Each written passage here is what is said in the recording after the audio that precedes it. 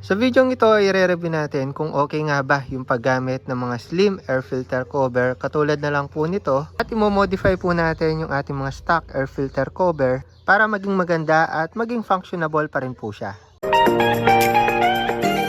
Then guys, naka-score na nga po tayo ng slim air filter cover para dito sa ating mga Honda Click. Pero bago po natin ito mabili ay meron na po akong idea kung okay nga ba ito kasi nababasa ko sa reviews na hirap pong makasagap or makakuha ng hangin yung ating mga air filter or parang nasasakal po siya. Dahil kung makikita nyo naman yung air intake po niya is napakaliit lang po at hindi po siya swak sa aerodynamics ng ating mga motor. Tulad na lang po nitong stock po natin which is salong-salo po niya yung hangin, kung kaya naman maganda po yung response ng throttle at hindi sakal yung motor po natin. So yung nagiging solusyon nila guys is nilalagyan nila ng butas dito sa ilalim, which is halos same lang din naman, hindi pa rin siya ganun makakasagap ng maraming hangin dahil sa ilalim po yung butas at wala mismo dito. So isa pa sa cons nito guys is hindi siya functionable pagdating dito sa breather kasi kung makikita nyo naman nakasara po siya. So wala po siyang katulad nito. Ayan. So alam naman natin yung primary purpose ng drain tube dyan is ilabas yung mga tubig na nakakapasok dito sa ating airbox. So actually bala ko talaga i-modify na lang to guys. Pero yun, for the sake na malaman din natin kung sakal talaga siya, try po natin siyang ikabit sa motor natin. Tignan natin yung performance. Tignan muna natin yung performance ng stock. So start natin yung motor. So kung makikita nyo naman, isang click lang. At hindi po hirap huminga yung motor natin. Or normal lang naman po yung andar niya. Wala naman pong kakaibang nangyayari. Ayan o. Tignan natin kung responsive yung throttle guys. Ayan. All goods. Maririnig nyo naman sa tambucho yung response ng throttle. Hindi siya sakal no. All goods siya. So gamit yung stock air filter natin. All goods. Kabit po natin. Itong slim air filter po natin na nauuso ngayon. Para magkaroon kayo ng idea sa composition ng stock na airbox cover po natin. And meron siyang tube dito, pataas. Kung kaya naman hangin lang yung pumapasok dyan. At hindi tubig. Medyo mahirapan yung tubig na makapasok dyan. Kasi madedrain pa yung tubig dito sa ilalim eh. Pero yun, hindi 100% malinis kung kaya naman sinasala nito. So yung air filter natin guys, pang click 150 to. Kung kaya naman medyo nakaangat pa siya dito, no? Naka-offset siya, yung pang 125 kasi. Nakasagad siya dyan. Rekta siya na air filter to. Wala na itong nakaumbok na to. Pero pwede naman dyan yung mga pang 125. Trip ko lang talaga ilagay yung pang 150 talaga para makita ko yung performance. At recently ko lang kinabit yan no guys. At ito naman yung pinagkaiba ng slim dito sa stock po natin. So wala siyang ganito guys. Ayun, ang daming kulang sa kanya. Wala po siyang tube na to. Also kung titignan po natin yung aerodynamics or yung pasok ng hangin, mas maganda talaga yung pasok ng hangin dito sa stock. Ayun no. Salo po niya yung hangin, tapos may tube pa siya na magre-rectify papunta sa air filter natin mismo. So ayan, napakaganda ng composition nito. Pero dito ang daming kulang guys.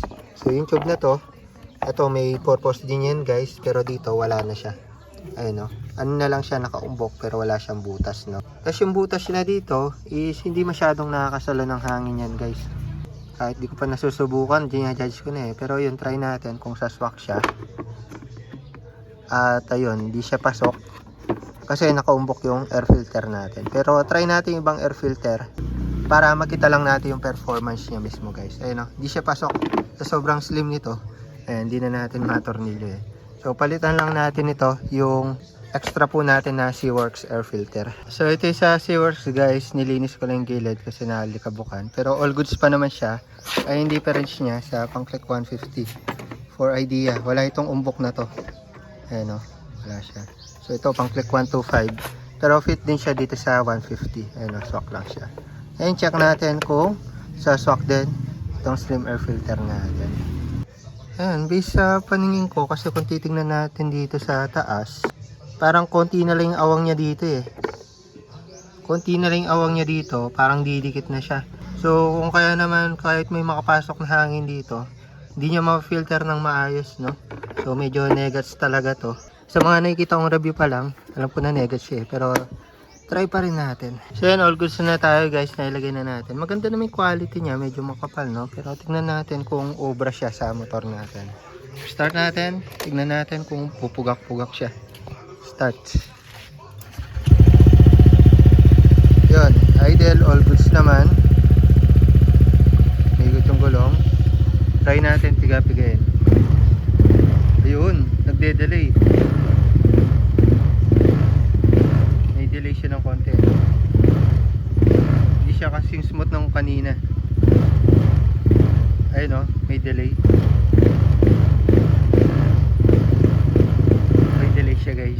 What more pa kapag umaandar tayo, hindi siya makakahigop ng hangin. So kahit hindi ko na i-test ride to guys, alam ko hagop siya. Dito pa lang sa idle, hagop na eh.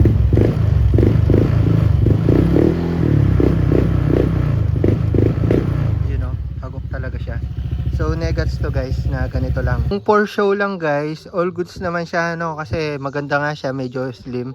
Pero kung pang lolong ride niyo siya or pang daily, hindi siya advisable guys. So wag niyo tiisin yung ganito. Kahit nabutasan niyo pa yan sa ilalim, hindi pa rin yan okay kasi yung pasok ng hangin is papunta lang siya dito, napakanipis lang ng daanan ng hangin niya. Yung baga, yung ginawa nyo parang pinahirapan niya lang huminga yung inyong mga motor. So parang ilong, parang tinakpan nyo yung 3/4 ng ilong nyo, so konti na lang yung pumapasok.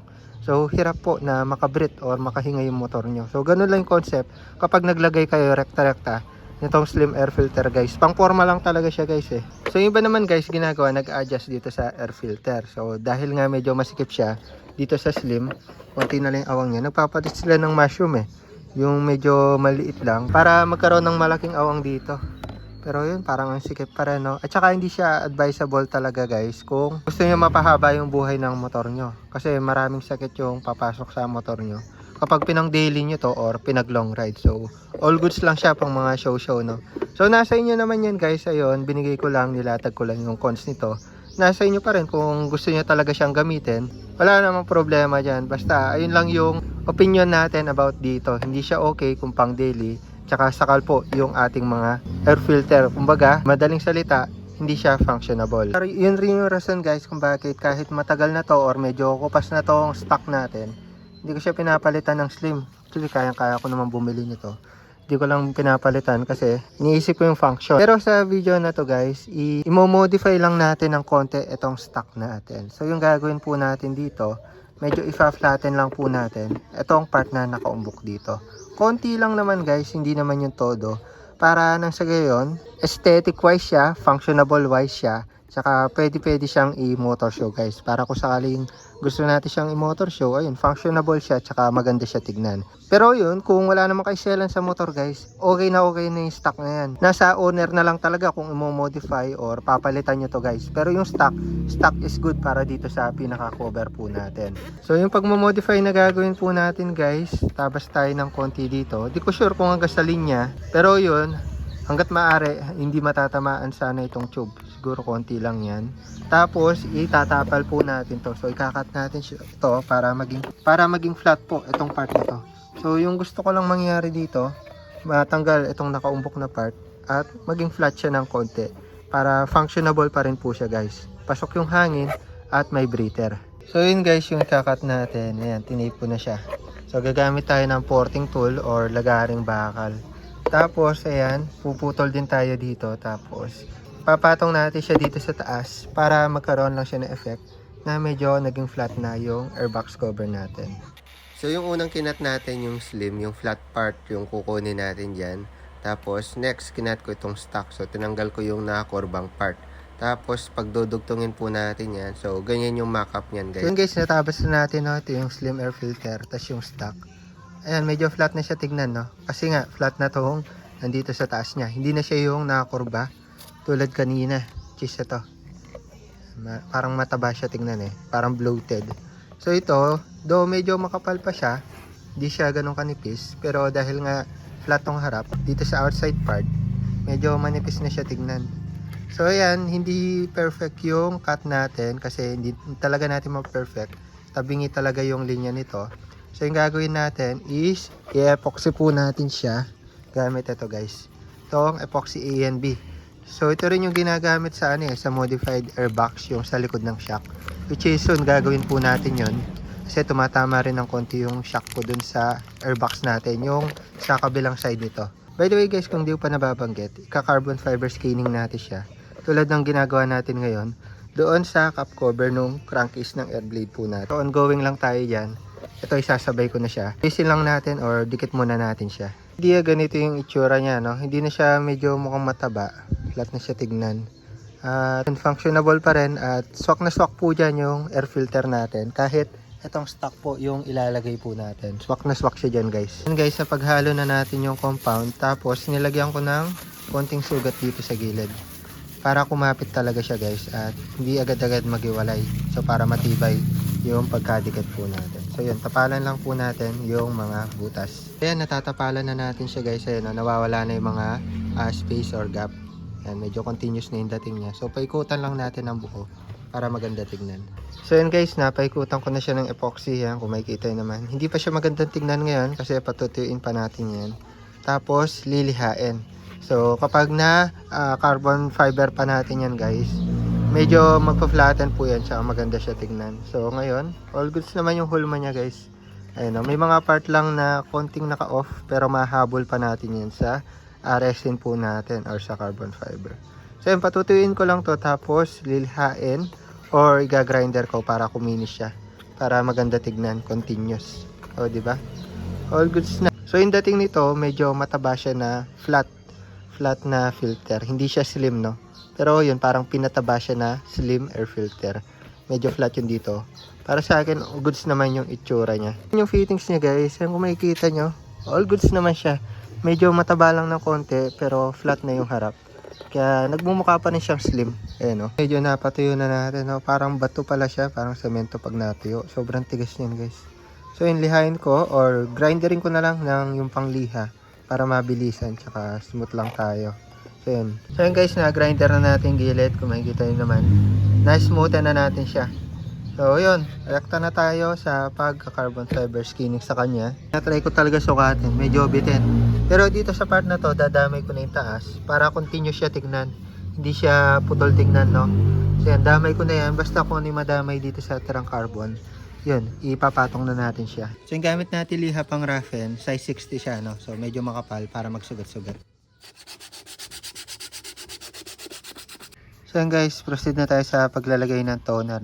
So same lang naman yung process natin kagaya ng ginagawa natin doon sa mga unang pagka-carbon fiber skinning natin.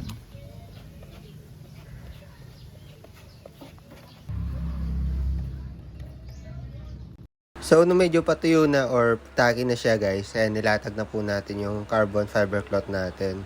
Medyo bitin to, no, pero pinagkasya na lang natin. So ayan, nahulma na natin siya. May mga tapal-tapal na lang ginawa para mapunan.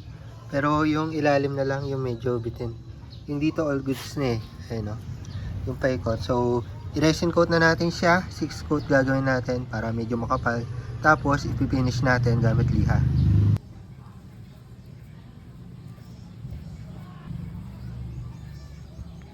So yun guys, after ng mga dalawang layer, napatuyo na natin siya magdamagan. At yun, tanggalin lang natin mga sumusobra-sobra muna. Gamit tayo ng grinder na may bala ng liha. Para malinis na siya, tignan na yun, ang daming sobra-sobra dyan sa gilid.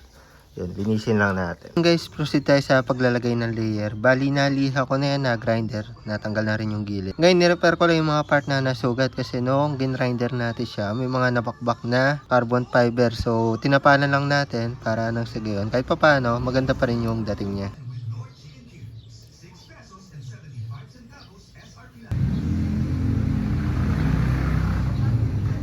So yun, all goods na tayo guys. Napatuyo na natin yung epoxy natin at nakalima or 6 na layer ata tayo. At hindi ko na siya pinalish kasi maganda naman yung naging resulta. Wala namang mga langaw na dumapo. At medyo smooth naman siya. Hindi lang 100% pero all goods na. Presentable na yung pagka-smooth niya. Kaya hindi ko na siya pinalish, no. Tapos sa carbon fiber natin, may mga tapal-tapal tayo kasi bitin na nga yung ano natin, carbon fiber. So wala na tayo stock. Pero yun, nagawa naman natin ng paraan. Ayan, kung makikita nyo, hindi sobrang ganda ng latag ng carbon natin. Pero all goods na rin. Pinagtiyagaan ko na lang kasi kaysa bumili pa tayo, napakamahal. All goods na, hindi naman siya kasi masyadong halata. Lalo na medyo makinang. Pero yun, makikita mo na na-carbon talaga natin siya. Lalo na yung dito sa harap, all goods naman yung pagkakalatag. Yung gilid lang yung medyo nagkabuhol-buhol na kasi mahirap din talagang latagan to guys. Yung mga ganitong shape. Kasi maraming tupi-tupi yan. Sa ilalim medyo messy siya, no? Hindi ko na inayos ng todo dyan kasi hindi naman kita. So hindi to sa gilid, ayan, medyo inayos ko pa dyan. Ayun, di nahalata yung ano niya, no, pagkakadugtong natin ng stock at saka yung ano, slim. All goods na, medyo pantay na siya, no. Tapos yun, functionable, nandito pa rin yung ating drain tube or tube drain dyan. Ayun, all goods, di ba? Sa loob, all goods din. Sealed na rin yan, guys. Wala nang tubig na mapasok dyan. Though dito, hindi ko masyadong nalinis yung pagkakagawa kasi hindi siya nagpantay. Pero hindi to sa labas, all goods na all goods. Di ba? Saktong sakto. Nakakuha natin yung gusto nating mangyari. Tapos sa ano naman natin, guys, function dito, malalagay pa rin natin to. Kapag nag-slim kayo, hindi nyo na malalagay yan. Kaya na may hangin nyo, hindi nyo na alam saan papunta. Hindi na siya rekta sa ano, air filter nyo. So kagandahan dito sa ginawa natin, functionable pa rin talaga siya. Medyo unique nga to, baka ako lang yung may ganitong ano air filter cover eh. Yun, swak pa rin siya. Tumatama na lang ng konti, pero naisusok-sok pa naman natin. Nawala lang yung ano niya dito, soksokan. Kasi tinanggal natin yun dito. Pero yun, hindi naman siya magalaw, basta maipit na to. All goods na. Tapos sa air filter natin, guys, magagamit pa rin natin to. Ito medyo mataba. So yan, masusok-sok pa rin natin yan. Wala siya sabit. So ayusin ko lang. Ayun o, all goods. May lalagay pa rin natin yan. Swak na swak o. Diba? All goods. So functionable. Tapos aesthetic. So pinagsama natin para nang sa gayon, hindi lang siya basta maganda tignan. Nagagamit pa rin natin na maayos yung air filter natin. At nakakatakbo tayo ng maayos. Kumbaga performance wise pa rin. Yung pagka-aesthetic niya kasi yun nga yung butas nandito. Sa tornilyuhan, binutasan ko na siya. Natambunan kasi ng epoxy yan. Pero yun, nabutasan naman natin. So salpak lang natin, guys. Tapos pakita ko sa inyo kung ano na yung itsura niya. Kung medyo lumaki ba. Or kung ano yung masasabi nyo about sa fittings na ginawa nating modified at functionable na airbox cover. Yun, salpak lang natin.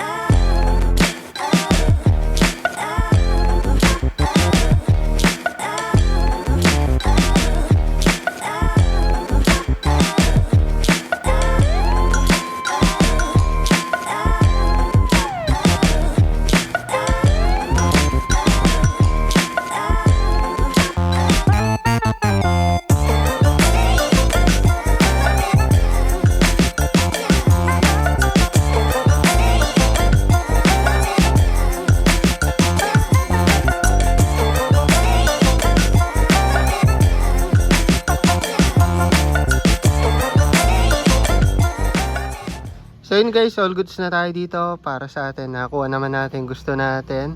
At kahit na hindi siya ganun ka-slim, no, importante naman sa atin. Functionable siya, maayos na, nakakaandar yung motor. So try natin kung may pugak siya.